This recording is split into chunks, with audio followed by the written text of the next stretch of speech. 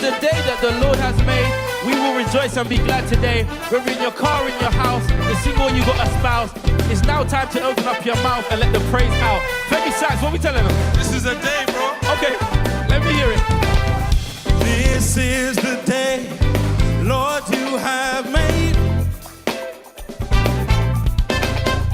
We will rejoice and be glad. Good morning, everybody.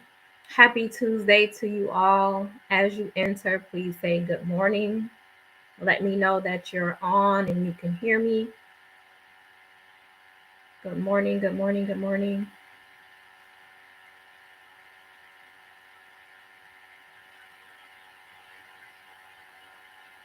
Let me know when you get in here.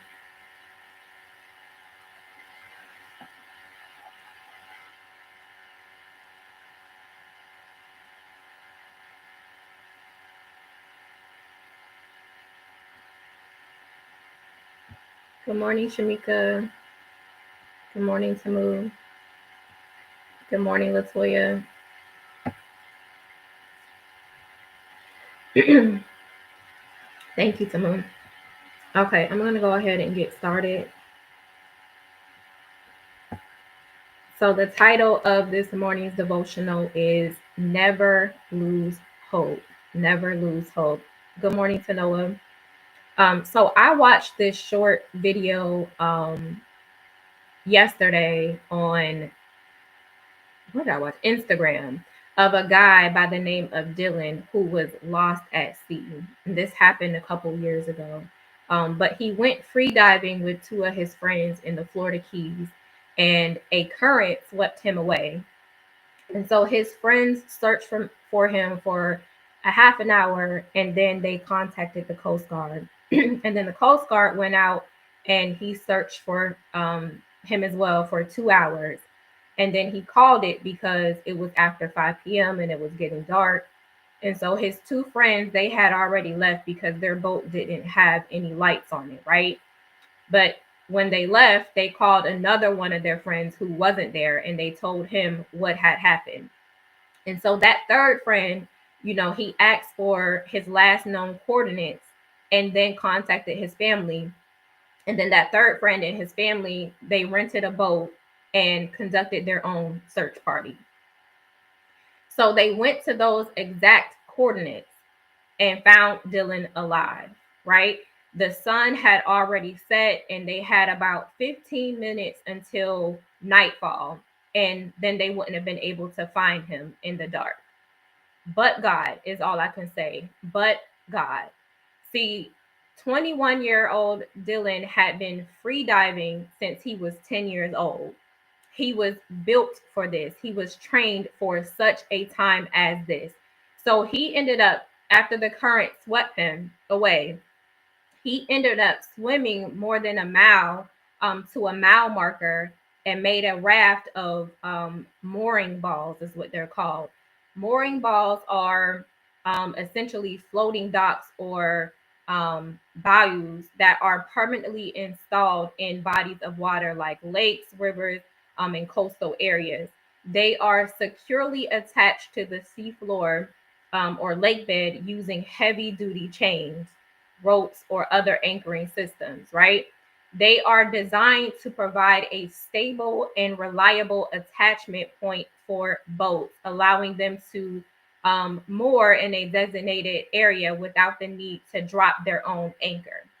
So they're like those big balls that float on top of the water, but they're actually secured by chains to the bottom of the ocean or whatever.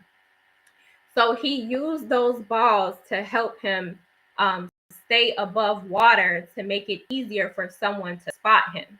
Because trying to find someone, especially late at night, in a big body of water is nearly impossible, right? By himself at night in a dark ocean is what I was saying. It would be like trying to find a needle in a haystack, right? All I can say when I was watching this video was, but God, right? It had me emotional. The friends that he came with turned away because they didn't have a light on their boat. But God sent him a search party that wasn't going to give up hope. In Isaiah 43:2, it reads, "When you pass through the waters, I will be with you. And when you pass through the rivers, they will not sweep over you. When you walk through the fire, you will not be burned. The flames will not set you ablaze." It doesn't matter the circumstance that you are in. God is with you. God is for you. You know the song, "Ain't no mountain high, ain't no valley low, ain't no river wide enough to keep him from getting to you." He knows your exact coordinates at all times. He is always with you. He said, "I will never leave you nor forsake you." He's with you. He's for you. He's in you. He's all around you. He will not abandon you. He has his hand on you. So it doesn't matter what you are going through. There is no trial or tribulation that is too big for my God to handle. He is always in control. Dylan said in an article after, when it started to get dark, he told himself it's going to be a long night. He didn't know who was coming and he didn't know when they were coming, but he knew someone was coming and he prepared for their arrival and his rescue. Without those balls, it would have been difficult to spot him.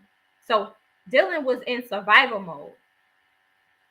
His family found him. They went to those exact coordinates and they found him. He was able to swim back to that spot. My God. So my question to you all on this morning, when you find yourself in a difficult situation such as this, do you hold on to hope? Do you still have hope? Will you still trust God when your back is against the wall, or when your neck is knee, or when you're neck deep in the water? I wanted to say knee deep, but Dylan was neck deep in the water. Will you still have hope? Never lose hope.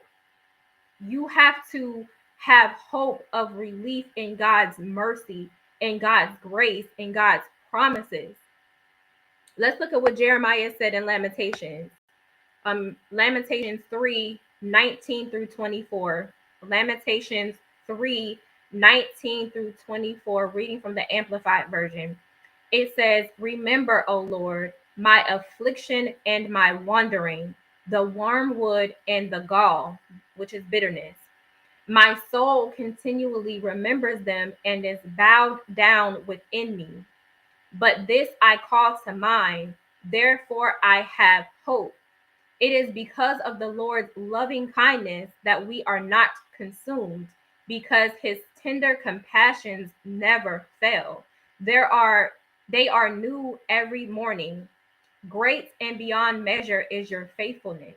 The Lord is my portion and my inheritance, says my soul. Therefore I have hope in him and wait expectantly for him." So I'm here to tell you today, your current situation, it doesn't define your future. God does.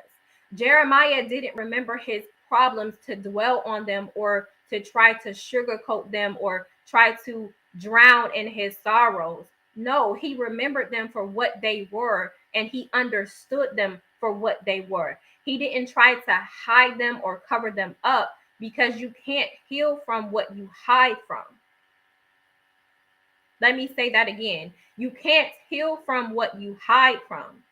You can't conquer what you're trying to cover up. He said, "My soul continually remembers them and is bowed down within me." So his soul continually, constantly, repeatedly remembers his issues, his afflictions, his struggles, and is bowed down within him. His soul is continually bowed down within him, or in a state of humbleness. His soul gets low so God can go high, right? So that he can be built up on a firm foundation. Somebody type "get low." Get low.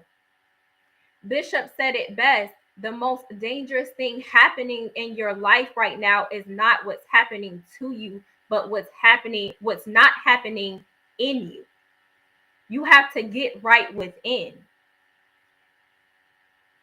Get right within. Verse 21 read, "But this I call to mind, therefore I have hope."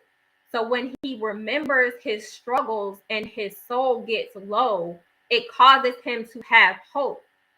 Why? Why does it cause him to have hope? He tells you in the next verses.